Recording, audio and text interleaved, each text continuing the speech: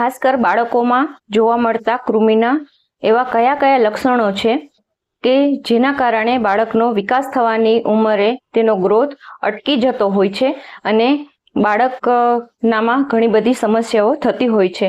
તો તેના કયા લક્ષણો છે આજે તે જોઈએ. અને ખાસ આ કૃમિ બાળકોમાં જ જોવા મળે છે તેવું નથી. બાળકો જ્યારે મોટા થાય છે તે યુવાવસ્થામાં હોય છે અને ક્યારેક તો મોટેરાઓમાં પણ એટલે મોટી ઉંમરના લોકોમાં પણ કૃમિના લક્ષણો જોવા મળતા હોય છે. તો કૃમિના કયા કયા લક્ષણો છે તેને વિગતવાર આજે આપણે સમજીએ. નમસ્કાર, હું ડૉક્ટર પૂજા કોટક, રાજકોટ, ગુજરાતથી આયુર્વેદમમાં આપ સૌનું સ્વાગત છે. તો જોઈએ કૃમિના કયા કયા લક્ષણો છે જેના કારણે ઘરના દરેક વ્યક્તિ ઓળખી શકે છે કે બાળકના પેટમાં કૃમિ છે કે નહીં. તો સૌથી પહેલું લક્ષણ છે જ્યારે નાનું બાળક ખાસ કરીને દાંત કચકચાવે છે ત્યારે 100% તેના પેટમાં કૃમિ છે તે માની શકાય છે. તો પહેલું લક્ષણ છે તેનું દાંત કચકચાવવું. બીજું લક્ષણ છે બાળક ક્યારેક ઊંઘમાં અથવા તો ક્યારેક એકાગ્રતાથી બેઠું હોય ત્યારે તે એકદમ થડકી જાય છે અથવા તો ધ્રુજી જાય છે. તેનું કોઈ પણ કારણ નથી હોતું અને તે જ્યારે થડકી જાય છે ત્યારે તેના પેટમાં કૃમિ હોય છે. તો આ બધા જે લક્ષણો આપણે જોઈએ છે તે ખાસ કૃમિ બાળકના પેટમાં છે તેના જ છે. ત્રીજું લક્ષણ છે તેના સૂતી વખતે જે કોઈ પણ પડખું ફરીને સૂવે છે તેની બાજુ લાળ પડે છે.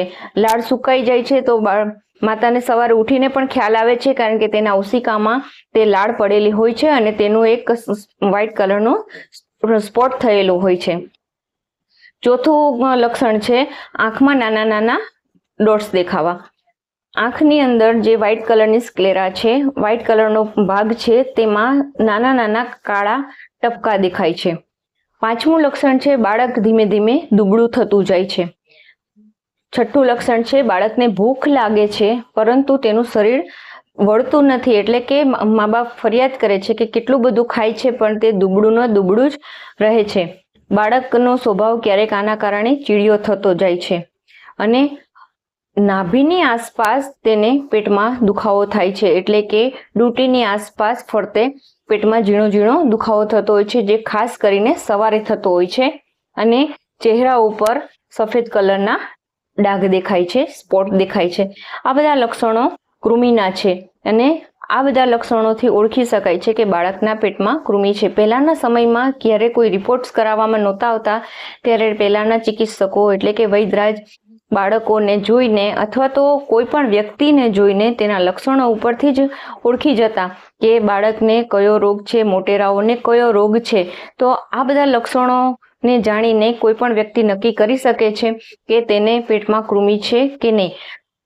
બીજું, કૃમિને જાણવા માટે અત્યારે ખાસ સ્ટૂલ રિપોર્ટ કરાવવો જોઈએ અને સ્ટૂલ રિપોર્ટમાં તેના પેટમાં ઓવા એટલે કે ઈંડા છે કે કૃમિ છે, કઈ જાતના કૃમિ છે તે મુજબ સારવાર કરવી જોઈએ. બાળકને કૃમિ થવાને કારણે ઘણા બધા નાના નાના રોગ થાય છે, જેમ કે તેનું હિમોગ્લોબિન ઘટે છે, તેને પાચનની સમસ્યા થાય છે, તેની હાઇટ વધવાની એટલે તેનો ગ્રોથ થવાનો અટકે છે અને ઘણી વખત તો સ્કિન ડિસીઝ થાય છે. કૃમિના કારણે ખાસ શરદી પણ થતી હોય છે, તેની રોગપ્રતિકારક શક્તિ પણ ઘટતી હોય છે. આવા ઘણા બધા પ્રોબ્લેમ્સમાં બાળક મુકાય છે અને ખ્યાલ નથી આવતો, દવા બીજી કરે છે અને ખાસ લક્ષણ હોય છે તેના કૃમિના. જો કૃમિની પ્રોપર સારવાર કરવામાં આવે તો આમાંથી નીકળી જવાય છે. કૃમિ વિશેની હજી ખૂબ જ સારી માહિતી આપણે બીજા વિડીયોમાં જોઈશું અને કૃમિની શું સારવાર કરવી જોઈએ તે પણ આપણે નેક્સ્ટ વિડીયોમાં જોઈશું. આ સિવાય કૃમિ વિશે શું તમારે જાણવું છે તે પણ મને કોમેન્ટ કરીને જણાવશો. 100% નેક્સ્ટ વિડીયો આના માટેનો કૃમિનો જ બનાવવાનો છે, જેમાં સારવાર અને કૃમિ વિશેની ખૂબ જ અદ્ભુત વાત જે શાસ્ત્ર સંગત છે અને થોડીક વ્યવહાર સંગત પણ છે આપણે તે જોઈશું. સૌ કોઈની મંગલ કામના સાથે સર્વે ભવંતુ સુખિનઃ, સર્વે સંતુ નિરામયા. નમસ્કાર.